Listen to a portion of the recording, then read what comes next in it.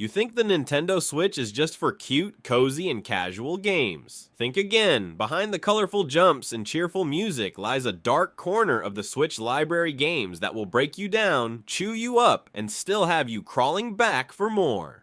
This is a list of the 10 hardest, most punishing yet incredibly rewarding games on Nintendo Switch. These are titles that will make you rage quit, slam your Joy-Con down, and swear you're done only to pick it back up 10 minutes later because the victory just tastes too damn good. From pixel-perfect platforming in Celeste to nightmarish boss battles in Cuphead and Dark Souls, each game on this list is a masterclass in challenge and satisfaction. So if you're the kind of gamer who finds joy in the struggle, who lives for that yes moment after 100 deaths, welcome home. But the real question is, can you survive all 10? Don't let the 8-bit style fool you, this game hurts. In Specter of Torment, you control the agile and brooding Specter Knight, slicing through pixel-perfect platforming levels where one wrong dash means instant death. Compared to the original Shovel Knight, this expansion dials the intensity up with wall-running mid-air slashes and tight enemy spacing that leaves you no room for error. Each level is loaded with traps and hazards that punish even the slightest hesitation, while boss fights test both your reflexes and understanding of Specter's unique movement system. The gothic tone, haunting soundtrack, and tragic story of redemption make the difficulty feel purposeful, but no less painful. If you grew up on NES games and thought you were good, this will humble you real fast.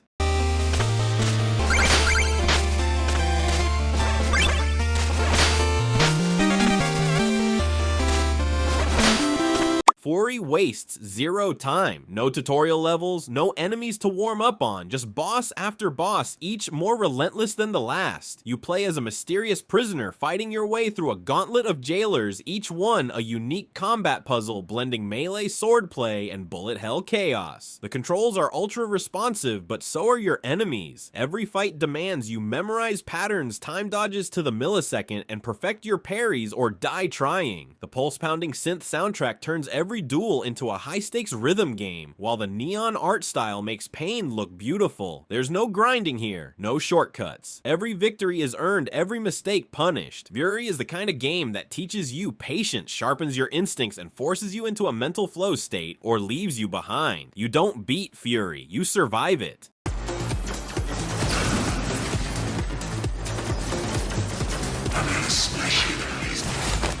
Blasphemous is what happens when Catholic guilt and brutal platforming have a baby. Set in a twisted medieval world dripping with religious symbolism and grotesque art, this game throws you, the penitent one, into a relentless pilgrimage of pain. The combat is deliberate and punishing, with heavy attacks slow healing, and enemies that deal massive damage. Bosses are grotesque monstrosities, lifted from nightmares and ancient paintings, and the world itself feels like it's actively trying to kill you, with spike pits, collapsing platforms, and cryptic progression paths. Like Dark Souls, Blasphemous doesn't explain much, it expects you to learn through failure, persistence, and a bit of faith. Its hand-drawn pixel art is stunning, but don't get distracted, that beauty hides one of the most ruthless 2D experiences on the Switch. Repent all you want, this game shows no mercy.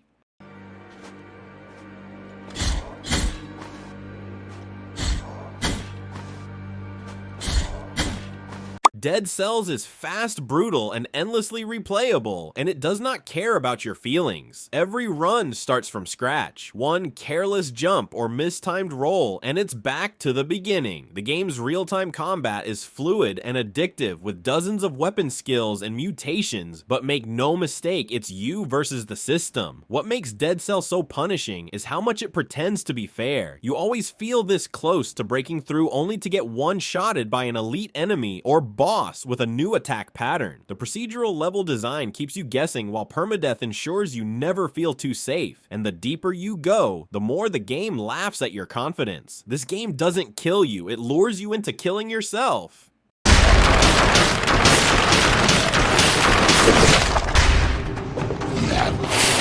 Metroid Dread is sleek, stylish, and absolutely relentless. As Samus Aran, you explore a massive alien facility where danger lurks in every corridor, especially in the form of EMMI robots that stalk you like unstoppable nightmares. When they detect you, it's not fight or flight, it's run or die instantly. Beyond the stealth horror, Metroid Dread features some of the hardest boss battles in the franchise. These fights demand perfect timing, movement mastery, and unshakable nerves. The game constantly pushes you to improve and punishes you if you don't. With stunning visuals, slick animation, and a haunting score, Dread is as intense as it is beautiful. It's not just another Metroid, it's the one that wants to see you sweat. Dread isn't just in the title, it's in every step you take.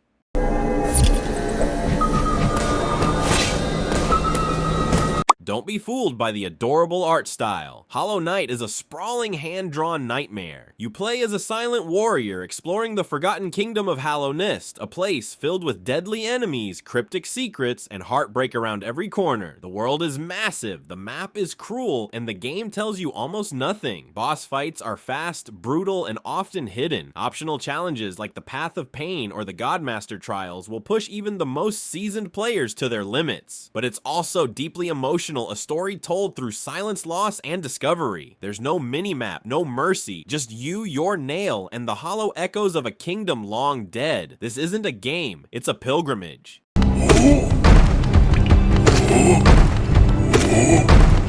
You've never raged so hard at something so cute. Cuphead looks like a 1930s cartoon, but behind its charming animation is one of the most punishing boss rush games ever made. Every fight is a pattern recognition puzzle, fast, furious, and completely unforgiving. It's not enough to dodge, you need to dance. Each boss evolves as the fight goes, on changing attacks and tempo. Just when you think you figured it out, boom, new phase, new nightmare. The platforming stages, also evil. And don't even get us started on expert mode, but the controls are tight, the visuals are gorgeous, and when you finally beat that boss that's haunted your dreams for a week, nothing else matters. It's all fun and games until the teacup starts throwing fists.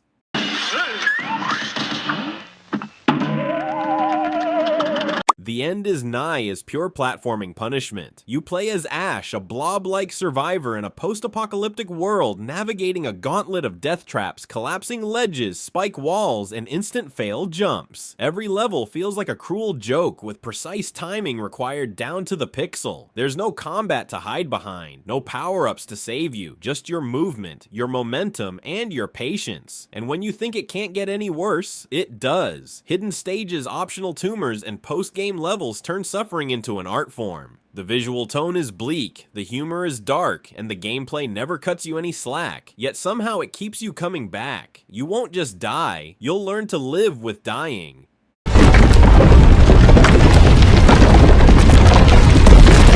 This is the game that defined a genre and redefined how players think about difficulty. Dark Souls Remastered on Nintendo Switch may run at a lower resolution, but the pain hits just as hard.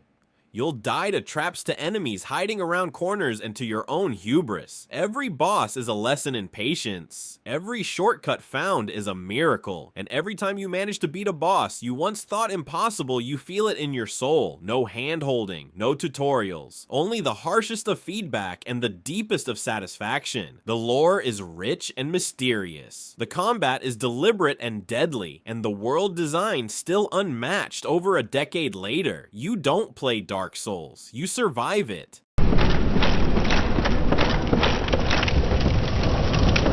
At first glance, Celeste looks soft, a beautifully pixelated mountain climb with a calming soundtrack. But don't be fooled. This is a razor-sharp platformer that demands absolute precision. Every jump, every dash, every wall grab is calculated. One mistake, and you're dead. Instantly, you play as Madeline climbing a metaphorical and literal mountain battling inner demons and external hazards. The story is emotional and deeply human, but the gameplay is unforgiving. Optional stages like the B-sides and C-sides are notorious for their cruelty and loved for it. Celeste doesn't punish you with randomness. It challenges you with intent, and when you finally reach the summit after hundreds of deaths, the victory doesn't just feel earned, it feels personal. This is pain with purpose, and it's perfect.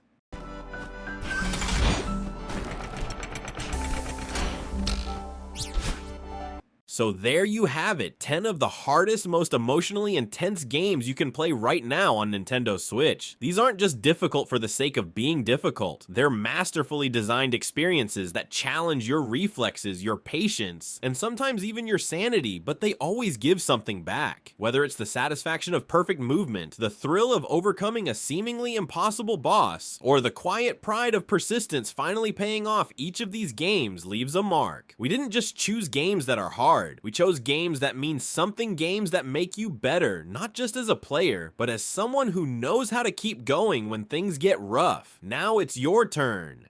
Which of these games have you conquered? Which one broke you the hardest? And the real question, which one will you try next? Drop your thoughts in the comments, and if this list hit you right in the feels, be sure to like the video, subscribe for more, and share it with that one friend who says Switch games are too easy. Until next time, keep dying, keep trying, and game on.